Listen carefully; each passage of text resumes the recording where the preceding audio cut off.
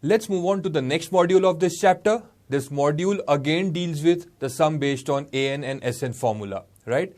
So let's do it. Sum number 3 in an AP, D is equal to 2, AN is equal to 4 and SN is equal to minus 14. Find N and A. Quite very similar to all the previous sums, but there is a twist in this sum. Very important sum from the understanding point of view. One step is very important here. So let's pay attention now, because this combination N and A is something for the first time we are dealing with, right? Finding N and A. So let's do it. The first thing we do is, what is given to us? D is equal to 2, AN is equal to 4 and SN is equal to minus 14. What are we supposed to find? We are supposed to find N and A, right? Now here, we are using AN's formula first. Why are we using AN's formula? Please understand. See, in this particular sum, N and A are the unknowns, right? If you use AN's formula, there will be two unknowns in it, A and N. If you use SN formula also, you use the first formula or you use the second formula, in both the formulae, there is N and there is A, right? So even if you use SN formula, there will be two unknowns. So AN formula also, there are two unknowns. SN formula also, there are two unknowns. So it's better to choose AN formula because it is simpler. In simple terms, you will directly not get the answer in this particular sum like we got in the previous module. Because in previous module, when we used SN formula, in SN formula there was only one unknown and we could directly find its value. Right? Got this point? So when it is N and D, to find N and D, that combination, it is easier to find. But N and A, we need to do something now. Let's see what. Let's start with AN formula here. Hope you all understood why AN formula. Let's do it. AN is equal to A plus N minus 1 into D, right? Now in place of AN, you substitute 4 and in place of D, you substitute 2. So you get 4 is equal to A plus N minus 1 into 2, right? Now open the brackets, you get A plus 2N minus 2. Right? Now what can we do? What can be done? Minus 2 will go to the other side. It will become plus 2. So you get 4 plus 2 is equal to A plus 2N. So you get 6 is equal to A plus 2N. A is an unknown. N is an unknown. We can't do anything here. So either number this as equation number 1.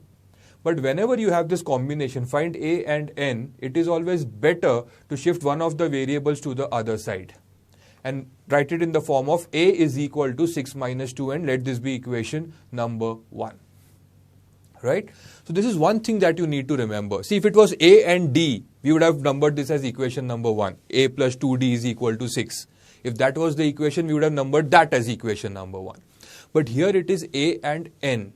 So write it in this form. A is equal to 6 minus 2N and then number it as equation number 1. You will understand why. Okay? Let's move on to the next part of this sum. The second thing given is Sn. So we need to use Sn's formula also. Let's use Sn's formula. Sn is equal to N upon 2 into A plus An. Why are we using the second formula? Because An is known to us. Right? Now substitute. What do we get? Minus 14. N upon 2. Now understand this. In place of A, you substitute 6 minus 2n. This is like that method of linear equations in two variables, elimination by substitution. You remember, you should substitute the value of one variable and eliminate the other. So in place of A, you substitute 6 minus 2n plus An is nothing but 4. Now you are getting an equation only with one unknown and that is n. You can solve it, get the value of n, substitute that value of n in either of the equations and you get the value of A. Is this thing clear? Let's move ahead. 2 goes to the other side, you get minus 14 into 2, n into 6 plus 4 is 10, minus 2n. You get minus 28 is equal to 10n minus 2n square. Again, we are getting a quadratic equation. So first write it in the form where all the terms are on one side and there is 0 on the other side. So minus 2n square goes to the other side, becomes plus 2n square. Plus 10n goes to the other side, becomes minus 10n.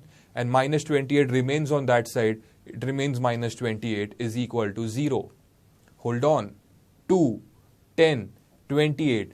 Don't you feel 2 is a common factor? So let's divide throughout by 2. What do we get? we get n square minus 5n minus 14 is equal to 0. We are getting a quadratic equation in its simplest form. Let's solve it by the method of factorization, that is, find the factors of 14 which on subtraction, why subtraction? Because 14 sign is minus, right? So find the factors of 14 which on subtraction will give us 5. What are the factors of 14 which on subtraction gives us 5? Very, very simple factors, 7 and 2, right? 7 2s are 14 and 7 minus 2 is 5. But hold on. Look at the sign of 5. Sign of 5 is also negative. So the bigger factor will be negative. So it should be minus 7 and plus 2. Because minus 7 plus 2 is minus 5. Clear? Let's do it. Let's factorize. You get n square minus 7n plus 2n minus 14 is equal to 0. N common in the bracket n minus 7 plus 2 in the bracket n minus 7 is equal to 0. You get n minus 7, n plus 2 is equal to 0. Therefore, n minus 7 is equal to 0 or n plus 2 is equal to 0. Therefore, n is equal to 7 or n is equal to minus 2. But then, n represents the number of terms and it cannot be negative. So, n cannot be equal to minus 2. So, we come to a conclusion that n is equal to 7. Once you find the value of n, now it's time for us to find the value of a. And for that, you'll have to substitute n in the first equation. That is, a is equal to 6 minus 2n. So let's do it. What we get? Substitute the value of n in equation number 1. You get a is equal to 6 minus 2 into 7. A is equal to 6 minus 2n, right? You get a is equal to 6 minus 14. A is equal to minus 8. The question is find n and a. The answer is n is equal to 7 and a is equal to minus 8. As simple as that.